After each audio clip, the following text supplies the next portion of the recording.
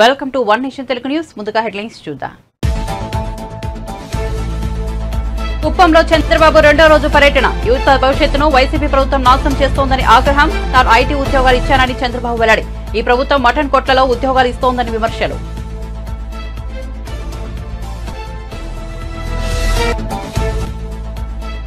తుక్కుగూడ నుంచి దేశ రాజకీయాలకు శంఖారావం పూరిస్తామన్న సీఎం రేవంత్ రెడ్డి. ఏప్రిల్ 6 లేదా 7వ తేదీన కాంగ్రెస్ జాతీయ స్థాయి సభ ఉంటుందని వెల్లడి. కర్ణాటక, తెలంగాణ అసెంబ్లీ ఎన్నికల్లో విజయాల స్ఫూర్తితో జాతీయ స్థాయిలో గ్యారంటీల ప్రకటన ఉంటుందన్న సీఎం.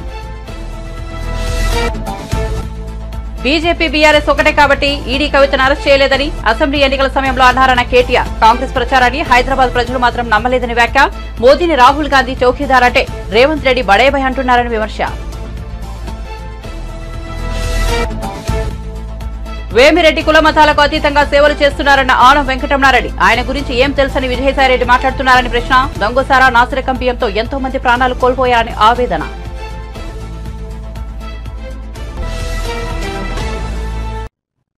ఇక వార్త వివరాల్లోకి వెళ్తే టీడీపీ అధినేత చంద్రబాబు సొంత నియోజకవర్గం కుప్పంలో నేడు రెండో రోజు పర్యటన కొనసాగిస్తున్నారు. ఈ మధ్యాహ్నం కుప్పంలో ఆయన కోసం ఏర్పాటు చేసిన సభలో ఆయన మాట్లాడుతూ ఈ ప్రభుత్వం యువత భవిష్యత్తును నాశనం చేస్తోందని మండిపడ్డారు. యువతకు సరైన ఉద్యోగ ఉపాధి అవకాశాలు కల్పించడంలో వైసీపీ ప్రభుత్వం విఫలమైందని అన్నారు. తాను యువతకు ఐటీ ఉద్యోగాలు, కంప్యూటర్ ఆపరేటర్ ఉద్యోగాలు కల్పిస్తే ఈ ప్రభుత్వం మటన్ కొట్లు, ఫిష్ మార్ట్లో ఉద్యోగాలు అంటోందని చంద్రబాబు విమర్శించారు.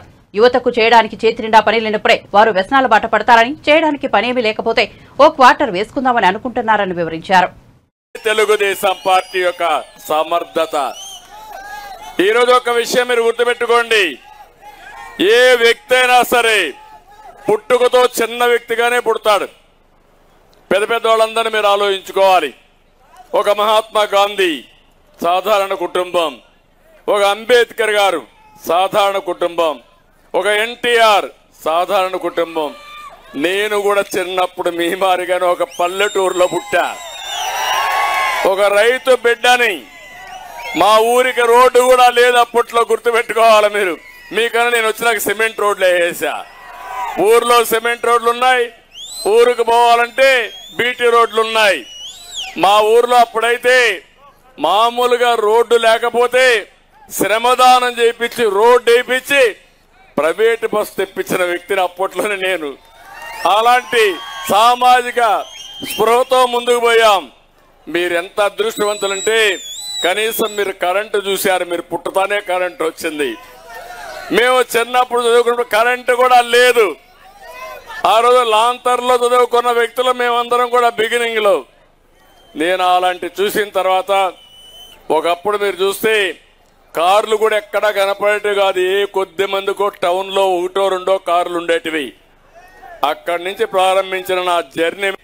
ఇండియాలో కాల్ చేయాలంటే, టెలిఫోన్ చేయాలంటే లైట్నింగ్ కాల్ అని వారం రోజులకు వచ్చేది. అక్కడి నుంచి నేను గట్టిగా పట్టుబట్టి ఆనాటి ప్రధానమంత్రి వాజ్పేయి గారిని మెప్పించి నేనే రిపోర్ట్ ఇచ్చి ఈరోజు డీరెగ్యులేషన్ అండ్ టెలికమ్యూనికేషన్ సెక్టర్ వచ్చింది. శక్తివంతమైన యువత నిరాశ నిస్పృహలతో ఏం చేయాలో ఆలోచించకుండా వీలైతే వేరే రాష్ట్రాలకు, వేరే దేశాలకు పోతున్నారు. రాష్ట్రంలో మాత్రం ఎలాంటి అవకాశాలు లేకుండా పోయే పరిస్థితి వచ్చింది. నేను అందుకే మిమ్మల్ని అందరినీ కోరుతున్నా, మీ జీవితాల్ని చీకటిమయం చేసిన ఈ జలగని ఇంటికి పంపిస్తారా లేదా అని మిమ్మల్ని అడుగుతున్నా. సిద్ధంగా ఉన్నారా అని మిమ్మల్ని అడుగుతున్నా. మోసాలు దిట్ట ఈ జలగ. మీరు ఎన్నికల కంటే ముందు చెప్పండి, ఏం చెప్పాడు ఆ రోజు మీ దగ్గరికి వచ్చి? యువత మేలుకోండి, మొత్తం చేస్తానని చెప్పాడా లేదా? జనవరి 1వ తారీఖున జాబ్ క్యాలెండర్ ఇస్తా అన్నాడా లేదా? మీకు ఇచ్చాడా? మీకు 5 ఏళ్ళు అయింది, ఒక్క జాబ్ క్యాలెండర్ రాలా. వస్తుందని నమ్మకం ఉందా మీకు? ఇంకా రెండోది నేను అడుగుతున్న, ప్రతి ఏటా డిఎస్సి అన్నాడా లేదా? పెట్టాడా డిఎస్సి? ఇప్పుడు పోతూ పోతూ ఇప్పుడు డిఎస్సి పెడతానంటాడు. ఇంకో పక్క మీరు చూస్తే ఆయన మాత్రం వేల కోట్ల రూపాయలు సంపాదించాలి. ఆయన పక్కనుండే దొంగలు వేల కోట్ల రూపాయలు దోచేయాలి. మీకు మాత్రం 5,000 రూపాయలు ఇచ్చే వాలంటీర్ ఉద్యోగం, లేకపోతే ఫిష్ మార్ట్ లో ఉద్యోగం. అంతే కదా. మటన్ కొట్లో ఉద్యోగం అంటే ఇదేనా మన జీవితాలను మిమ్మల్ని అడుగుతున్నా. మొన్న ఒక మంత్రిని చూశాను, మాజీ మంత్రిని. ఆయనంతా కూడా సర్వ్ చేస్తూ హోటల్లో వైఎస్ఆర్ కాంగ్రెస్ బోర్డు అంటే మిమ్మల్ని అందరినీ సర్వర్లుగా తయారు చేస్తానంటున్నారు. నేను కంప్యూటర్ ఆపరేటర్గా నాలెడ్జ్ ఎకానమీలో అగ్రస్థానంలో ప్రపంచంలో మిమ్మల్ని పెట్టాలనుకుంటే ఈ దుర్మార్గులు మిమ్మల్ని నిర్వీర్యం చేశారు. చాలా బాధేస్తుంది. తుక్కుగూడ నుంచి దేశ రాజకీయాలకు శంఖారావం పూరిస్తామని తెలంగాణ ముఖ్యమంత్రి రేవంత్ రెడ్డి అన్నారు. చేవెళ్ల పార్లమెంట్ నియోజకవర్గ స్థాయి ముఖ్య నేతలతో సమావేశంలో ఆయన పాల్గొన్నారు. ఈ సందర్భంగా ఆయన మాట్లాడుతూ తుక్కుగూడలో ఏప్రిల్ 6 లేదా 7వ తేదీన కాంగ్రెస్ జాతీయ స్థాయి సభ ఉంటుందన్నారు. కర్ణాటక, తెలంగాణ అసెంబ్లీ ఎన్నికల్లో విజయాల స్ఫూర్తితో జాతీయ స్థాయిలో గ్యారంటీల ప్రకటన ఉంటుందన్నారు. తుక్కుగూడ సభలోనే జాతీయ స్థాయి గ్యారంటీలపై ప్రకటన చేస్తారని తెలిపారు. ఈ సభకు ఏఐసీసీ అధ్యక్షుడు మల్లికార్జున ఖర్గే, అగ్రనాయకుడు రాహుల్ గాంధీ హాజరవుతారన్నారు. లోక్సభ ఎన్నికల్లో 14 స్థానాలు గెలుచుకోవాలని వ్యాఖ్యానించారు. మన 100 రోజుల పాలనకు ఈ ఎన్నికల్లో రెఫరెండం అని చెప్పారు. స్థానిక నేతల నుంచి అభిప్రాయాలు తీసుకున్న తర్వాతే ఎంపీ అభ్యర్థుల ఎంపిక జరిగిందన్నారు. చేవెళ్ల, మల్కాజ్గిరి, సికింద్రాబాద్ నియోజకవర్గాలకు ఒకదానితో మరొకటి సంబంధం ఉందన్నారు. టీడీపీ నెల్లూరు లోక్సభ అభ్యర్థి వేమిరెడ్డి ప్రభాకర్ రెడ్డి గురించి ఏం తెలుసునని విజయసాయిరెడ్డి మాట్లాడుతున్నారని టీడీపీ నేత ఆనం వెంకటరమణారెడ్డి ప్రశ్నించారు. వేమిరెడ్డి కులమతాలకు అతీతంగా సేవలు చేస్తున్నారని గుర్తు చేశారు. ప్రభుత్వం సరఫరా చేస్తున్న నాసిరకం బియ్యం వల్ల ఎంతో మంది చనిపోతున్నారని ఆవేదన వ్యక్తం చేశారు. దొంగసారాతో చనిపోయిన వారి కుటుంబాలకు విజయసాయిరెడ్డి క్షమాపణలు చెప్పిన తరువాత ఓట్లు అడగాలని డిమాండ్ చేశారు. కుటుంబం మీకు గుర్తు రాలేదా? అంటే మీరు డబ్బులు తీసుకుంటే, కమ్మ సామాజిక వర్గాన్ని నుంచి మీరు డబ్బులు తీసుకుంటే తీసుకోవచ్చు, తప్పులా. అప్పుడు సిబిఎన్ కనెక్షన్ లేదా? అంటే ఇప్పుడు నువ్వు చెప్పిన దాన్ని బట్టి చంద్రబాబు జగన్ కలిసి దొంగతనాలు చేశారా? వైఎస్ జగన్మోహన్ రెడ్డి ఉన్నప్పుడు. నేను ఒకటే చెప్తున్నా, ఆ రోజు కమ్మ సామాజిక వర్గం మనుషుల్ని జగన్మోహన్ రెడ్డి కేసుల్లో నువ్వు వాడుకున్నావు, నువ్వు బ్రోకర్ గా పనిచేశావు. ఈ రోజు కూడా డ్రగ్స్ కేసులో ఆ పాపం ఆ కమ్మ అబ్బాయిల్ని, ఆ కమ్మ కుటుంబాన్ని నువ్వు ఇరికిచ్చావని కూడా నేను మనవి చేస్తున్నా. విజయసాయి రెడ్డికి బ్రెజిల్ నుంచి వచ్చిన కంటైనర్ కి ఖచ్చితంగా కనెక్షన్ ఉందని కూడా నేను మనవి చేస్తా ఉన్నా. నాకు వైజాగ్ నుంచి ఫోన్లు వచ్చినాయి, అన్నా జాగ్రత్త అన్నాడు. ఏం రాయో నన్ను చంపేస్తారా అన్నాడు. అన్నా దానికన్నా ఘోరం జరిగిపోతుంది అన్నాడు. ఏం జరుగుతుందా అన్నాడు. నాకు అర్థం కాల, ఏం జరుగుతుంది నాన్న. అన్నా వాడు వచ్చేసాడన్నా అన్నాడు. ఎవడు రా అన్నా. వాడు పొట్టోడన్నా వాడు సారాయి రెడ్డి వచ్చేసాడన్నా మీ ఊరికి అన్నాడు. ఏమొద్దురా వస్తే? అన్నా వద్దనా. ఏం చెప్పురా అన్నా. అన్నా ఓ పాట పాడతానా అన్నాడు. నాకెందుకు రా పాట, నువ్వు వినాల్సిందే అన్నాడు. నేను పాడినా పాట, నాకు నాకు నాకు నాకు నాకు నాకు నాకు నాకు నాకు నాకు నాకు నాకు వీర నాకు అన్నా మా ఊరు నాకేసాడన్నా అన్నాడు. ఊరు నీ మా పడవా, ఊరు నాకేడు రైడు అన్నా. అన్న వాడు మామూలు కాదన్నా, వాడు టంగు చాలా పవర్ఫుల్ అన్నా. వైజాగ్ మొత్తం నాకేసాడు, ఇడేం మిగలలేదన్నా అన్న. నెల్లూరు ప్రజలే చెప్తున్నావు, ఇప్పుడు వచ్చాడు నాకు నాకు నాకు నాకు నాకేస్తాడు. జాగ్రత్తగా ఉండండి, పొలాలు జాగ్రత్తగా చూసుకోండి. రోజు కంప్యూటర్లో పోయి చెక్ చేసుకోండి మీ పొలాలు ఉన్నాయా లేదా. అమ్మ మీ ఇళ్ళకి వస్తే మీ సరుళ్ళు లోపల పెట్టండి. అమ్మ వాడు నాకేస్తాడు తల్లి, మీకు దండం పెడుతున్నా. వద్దమ్మా, కష్టపడి నెల్లూరు వాళ్ళు మనం అంత కష్టపడి సంపాదించిన డబ్బులు తల్లి. వాడు సరుడు కూడా ఎత్తేస్తాడమ్మా, తాలి బొట్టు సరుడు అన్నీ ఎత్తేస్తాడమ్మా వాడు. వద్దమ్మా, నీకు దండం పెడుతున్నానమ్మా, ఇంట్లోకి రానివ్వకండి అమ్మా. వాడు నాకేస్తాడమ్మా. వైజాగ్ పూర్తిగా నాకినోడిని నెల్లూరు నాకడని గ్యారంటీ ఏంటి అని. వాడు మామూలు నాకుడు కాదు, జాగ్రత్త. మీరు వేసే ప్రతి ఓటు మిమ్మల్ని నాకేస్తాడని కూడా మనవి చేస్తాడు. మళ్ళీ వీడు పెద్ద జోకేశాడు. విపిఆర్ డబ్బులు ఇస్తానంట, చూసుకోవాలంట. వీడు నాకుతాడు కాబట్టి వీడికి ఓటు వేయాలంట. ఊరిడమ్మా పడవ, ఆయన డబ్బులు ఇచ్చేదేంది, నువ్వు నాకేదేంది? నీ బుద్ధి పోలేదు కదరా యాదవా. ఈరోజు మేము ఒకటే చెప్తున్నాం, ఈ ఇటువంటి నాకుడు గాళ్ళని, నెల్లూరుకి సంబంధం లేని వాళ్ళని సొంత ఊరికి ఏం చేశావు నువ్వు? ప్రెస్ వాళ్ళని తీసుకోపోయేదానికి రెడీగా ఉన్నావా అన్న. ఎంత ఖర్చు పెట్టావు? I am adopting Thalapudi village. I am adopting Thalapudi village, and this is where I was born, and I will take care of the Thalapudi. Bullshit, you took care of Thalapudi. Yeah, that Thalapudi చేసిందా? నెల్లూరుకి రూపాయి ఖర్చు పెట్టలా. ఆ BR college కన్నా ఒక bench కొని ఇచ్చామంట. Useless fella. ఎందుకు ఇచ్చాడు రా మా నాయన? మా నాయన మీద కోపం వస్తుంది. వీడికి సీటీకి పోయి చదువు ఉండేది కాదా? ఆ రాజశేఖర్ రెడ్డి బతుకుండేవాడు. ఇంకొకటి కూడా చెప్తున్నా, ఫైనల్గా వైసీపీ నాయకులకి, వెన్నుపోటు చంద్రబాబు నాయుడు అని ఇంకొకసారి అన్నారంటే మర్యాదగా ఉండదు. ఈరోజు నేను ఒకటే చెప్తున్నా, వైఎస్ రాజశేఖర్ రెడ్డి చనిపోయే కారణం జగన్మోహన్ రెడ్డి, విజయసాయి రెడ్డిని కూడా నేను చెప్తున్నా. వివేకానంద రెడ్డిని చంపేసింది జగన్మోహన్ రెడ్డి, విజయసాయి రెడ్డి అని నేను చెప్తున్నా. మేము చెప్పలేము. బీజేపీ బీఆర్ఎస్ ఒకటే కాబట్టి ఈడీ కవితను అరెస్ట్ చేయలేదని గత అసెంబ్లీ ఎన్నికల్లో కాంగ్రెస్ ప్రచారం చేసిందని, కానీ ఇప్పుడు ఈడీ నేరుగా ఇంటికి వచ్చి కవితను తీసుకెళ్లిందని బీఆర్ఎస్ వర్కింగ్ ప్రెసిడెంట్ కేటీఆర్ అన్నారు. మంగళవారం సికింద్రాబాద్ లోక్సభ నియోజకవర్గ బీఆర్ఎస్ సమావేశానికి ఆయన హాజరయ్యారు.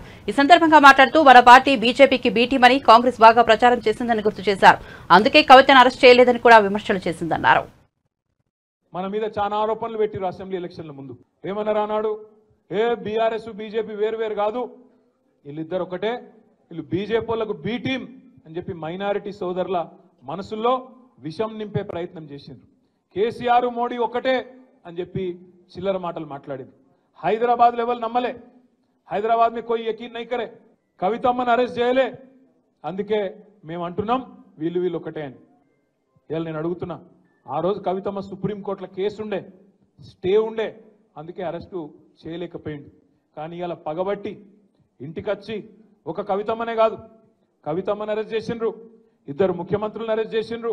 అంటే ఎట్లున్నదంటే రేసు ఉరుకుతే నేను ఒక్కనే ఉరకాలి తప్ప ఎవడు ఉండద్దు ఇక మైదానంలో అన్నట్టు మోడీ గారు ఇవాళ మొత్తం ప్రతిపక్షాలను అరెస్ట్ చేసే ప్రయత్నంలో ఉన్నారు. మరి ఇవాళ ఏమంటది ఈ కాంగ్రెస్ పార్టీ? మీరు ఆలోచన చేయాలని చెప్పి నేను కోరుతా ఉన్నా. ఎవరు ఆపగలుగుతున్నారు బీజేపీని? కేవలం బలంగా ఉన్న ప్రాంతీయ నాయకులు ఆపగలుగుతున్నారు తప్ప కాంగ్రెస్లో ఆ పరిస్థితి లేదు. ఇక దానిలా ఇక్కడున్న కాంగ్రెస్ అయితే చాలా విచిత్రమైన కాంగ్రెస్. ఈ కాంగ్రెస్ అసలు ఇది కాంగ్రెసా బీజేపీ అర్థం కాదు మనకు కొద్దిసేపు చూస్తే.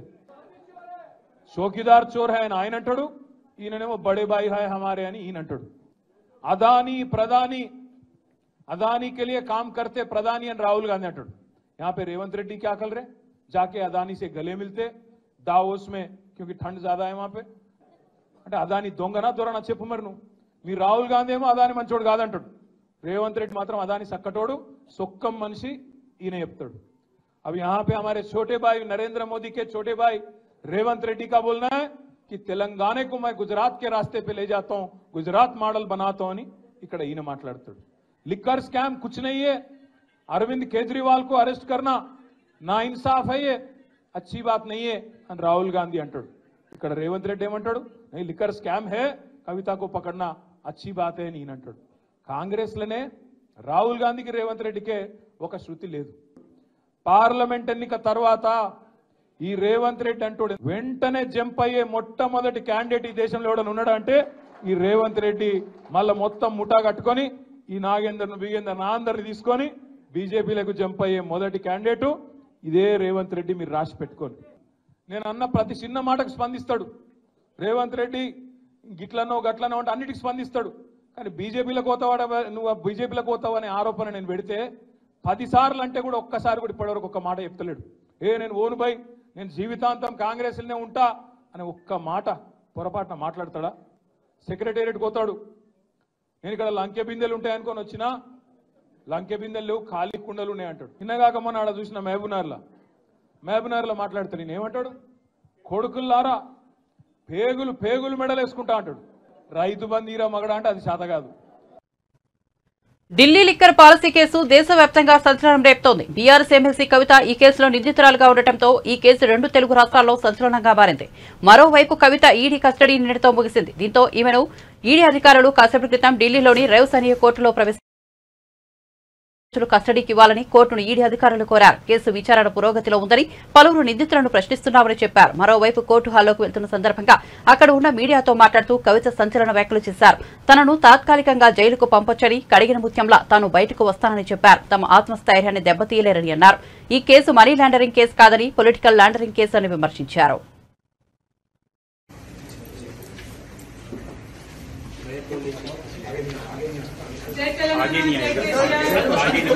అడిగిన ముఖ్యంగా బయటకు వస్తాను నేను టెంపరీగా జైల్లో పెట్టచ్చు కానీ దెబ్బతీయలేదు. This is not a money laundering case, it is a political laundering case. One accused has already joined BJP. Second accused is getting a BJP ticket. Third accused has given 50 crores in electoral bonds. This is not a money laundering case, it is a political laundering case. It is a fabricated and false case. We will come out very clean. Jai Telangana. జై కవితక్క. Jai Telangana. జై తెలంగాణ.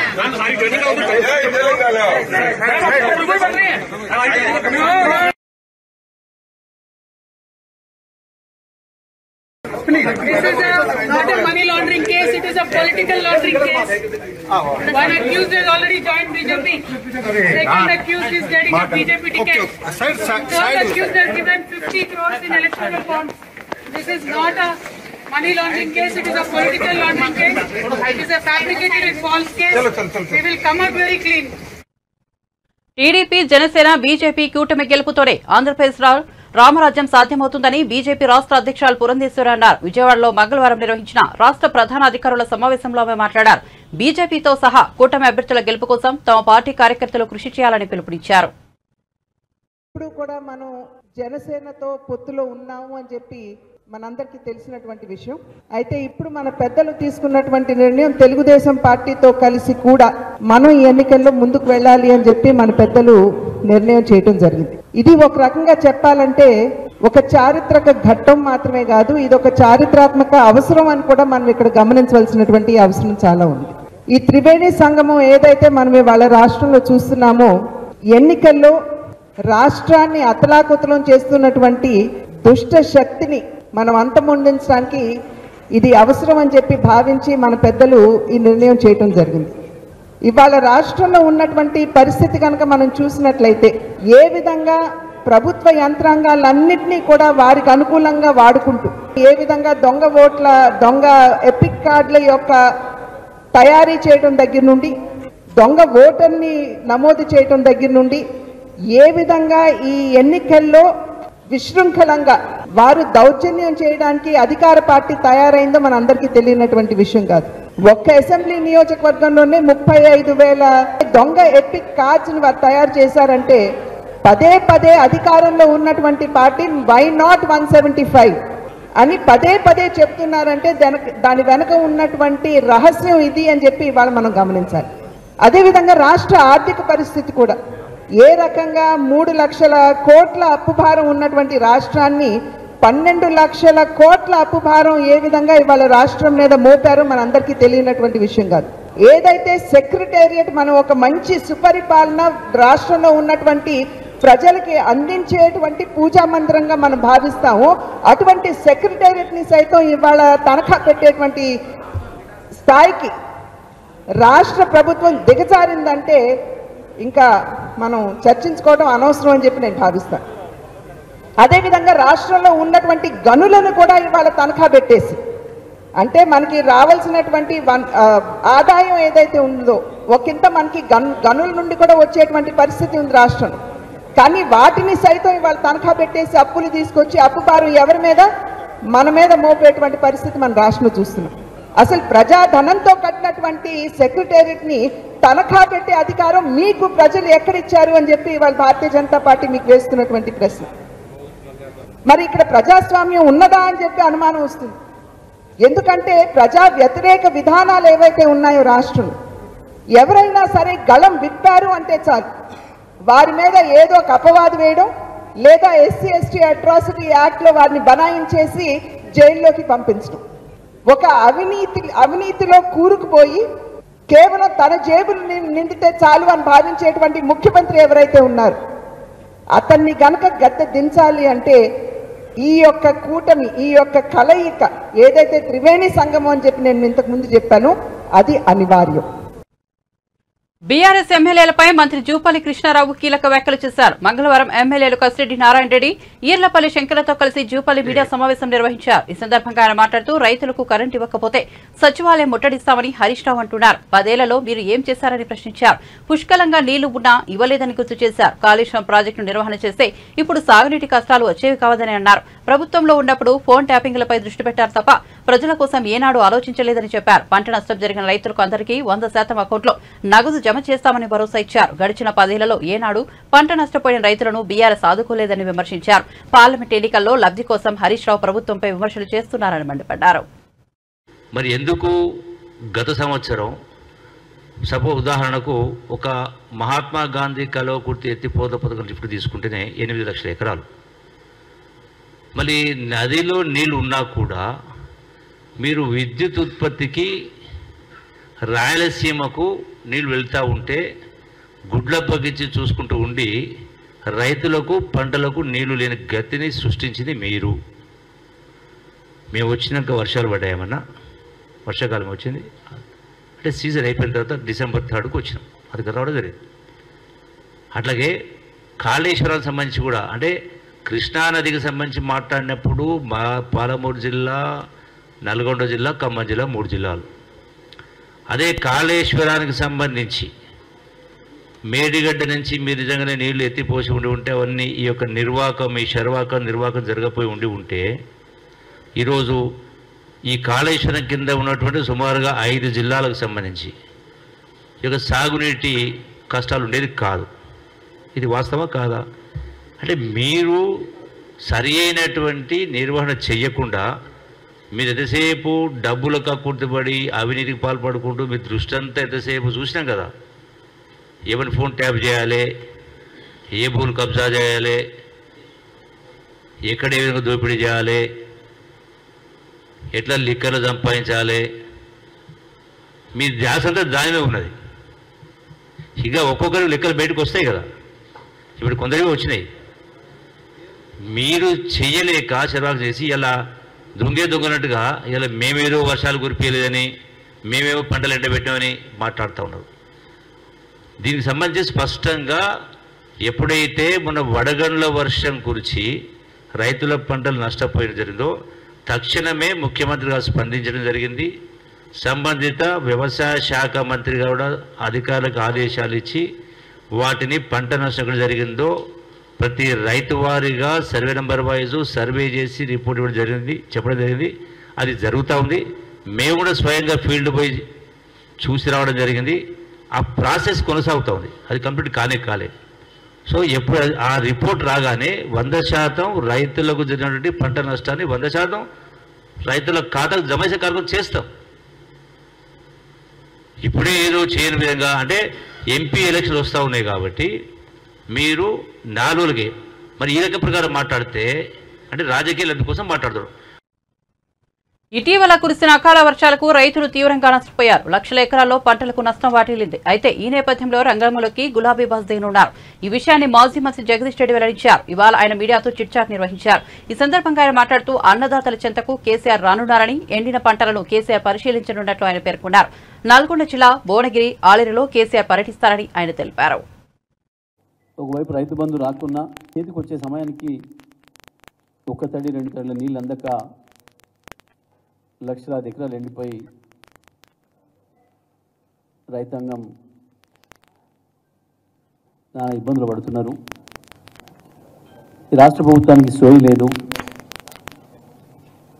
నేను గత వారం రోజులు ఉమ్మడి నల్గొండ జిల్లాలోని 6 నియోజకవర్గాలు తిరిగి అక్కడ రైతాంగాన్ని కలిసి స్వయంగా పొలాలకు వెళ్ళి ప్రజల దృష్టి తీసుకురావడం, ప్రభుత్వ దృష్టి తీసుకురావడం జరిగింది. అంతకుముందు రైతులు ఆయా నియోజకవర్గాల శాసనసభ్యులకు, ఆయా జిల్లాల మంత్రులకు మొరబెట్టుకున్నారు. నీళ్లున్నాయి, అవకాశం ఉంది, కొన్ని చోట్ల ప్రకృతి పెట్టిన శాపం అయితే మేము బాధపడం, కానీ అవకాశం ఉండి పరిపాలకుల చేతుల్లో అధికారం ఉండి నీళ్ళు తెచ్చివ్వగలిగిన పరిస్థితి ఉన్న చోట కూడా నీళ్ళు ఇవ్వలేకపోవడం అనేది ఈ ప్రభుత్వం యొక్క వైఫల్యం. ఆయా మంత్రులకు వెళ్ళి విజ్ఞప్తి చేస్తే కూడా పట్టింపు లేదు. ఆదిరెడ్డి శ్రీనివాస్ పై చట్టపరంగా చర్యలు తీసుకోవాలని పోలీసు అధికారులకు ఎన్నికల అధికారులకు ఫిర్యాదు చేసినట్లు రాజమండ్రి సిటీ నియోజకవర్గ వైసీపీ అభ్యర్థి మార్గాని భరత్రాం తెలిపారు. నోటికి వచ్చినట్లు మాట్లాడి తన పరువు ప్రతిష్టలకు భంగం కలిగించేలా చేస్తున్న వాసుపై చట్టపరంగా చర్యలు తీసుకోవాలన్నారు. ఈ మేరకు పోలీసులకు ఎన్నికల అధికారులకు ఫిర్యాదు చేసినట్లు రాజమండ్రి ఎంపీ మార్గాని భరత్రాం తెలిపారు.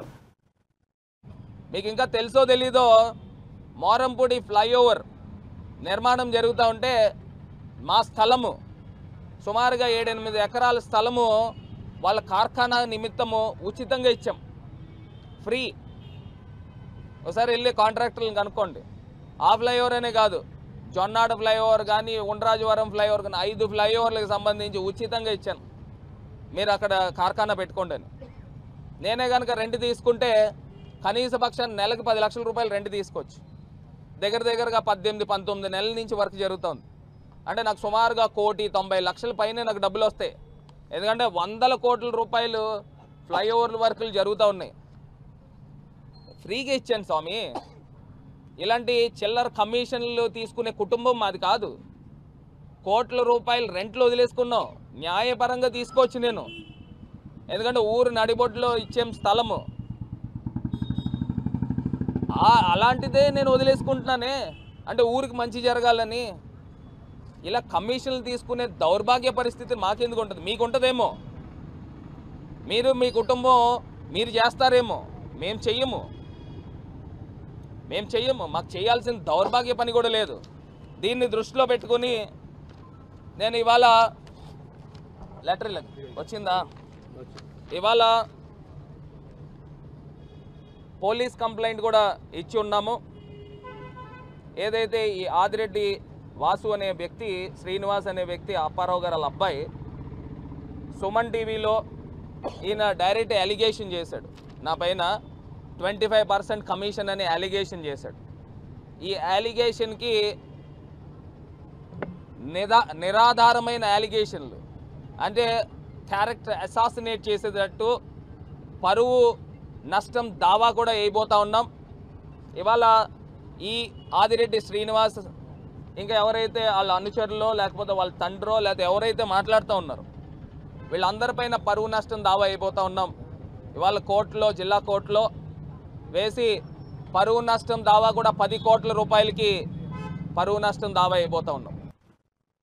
మీడియా వాస్తవాలు తెలుసుకుని రాయాలని మాజీ మంత్రి ఎర్రపల్లి దయాకర్రావు సూచించారు. తన 40 ఏళ్ల రాజకీయ జీవితంలో నిజాయితీగా ఉన్నారని పేర్కొన్నారు. తనపై కేసులు పెట్టాలని అనేక మంది ప్రయత్నాలు చేశారని తెలిపారు. తెలంగాణ భవన్లో ఆయన మీడియాతో మాట్లాడుతూ శరణ్ చౌదరి అనే వ్యక్తి తనపై ఆరోపణలు చేసినట్లు మీడియాలో చూశానని, తన విచారణలో అతడు బీజేపీలో ఉన్నట్లు తెలిసిందన్నారు. భూముల దందాలు, మోసాలు చేస్తున్నారని అతడిని బీజేపీ తొలగించిందని చెప్పారు. ఎన్ఆర్ఐలను కూడా కోట్ల రూపాయలు మోసం చేసినట్లు తెలిసిందని వెల్లడించారు. అతనికి తనకు ఎలాంటి సంబంధం లేదన్నారు.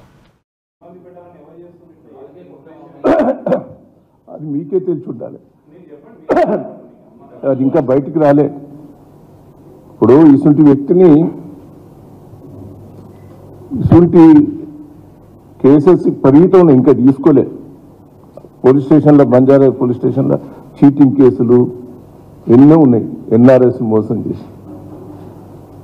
అసంటి వ్యక్తి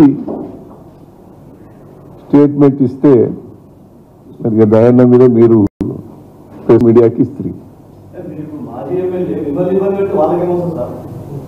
అది ఏమో మరి తెలుస్తలేదు, నాకు అర్థమైతే లేదు. నన్ను బదనం చేయాలన్నా, డిఫేమ్ చేయాలన్నా ఏందో మరి అర్థమవుతలేదు. రాను మీకు నాకు అర్థమవుతుంది.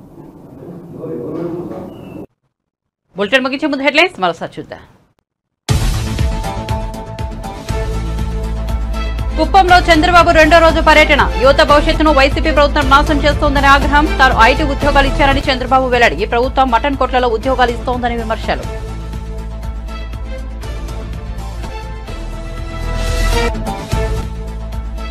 తుక్కుగూడ నుంచి దేశ రాజకీయాలకు శంకరావం పూరిస్తామన్న సీఎం రేవంత్ రెడ్డి. ఏప్రిల్ 6 లేదా 7వ తేదీన కాంగ్రెస్ జాతీయ స్థాయి సభ ఉంటుందని వెల్లడి. కర్ణాటక, తెలంగాణ అసెంబ్లీ ఎన్నికల్లో విజయాల స్ఫూర్తితో జాతీయ స్థాయిలో గ్యారంటీల ప్రకటన ఉంటుందన్న సీఎం. బీజేపీ బీఆర్ఎస్ ఒకటే కాబట్టి ఈడీ కవితను అరెస్ట్ చేయలేదని అసెంబ్లీ ఎన్నికల సమయంలో అన్నారన్న కేటీఆర్. కాంగ్రెస్ ప్రచారాన్ని హైదరాబాద్ ప్రజలు మాత్రం నమ్మలేదని వ్యాఖ్య. మోదీని రాహుల్ గాంధీ చౌకీదార్ అంటే రేవంత్ రెడ్డి బడేబాయ్ అంటున్నారని విమర్శ.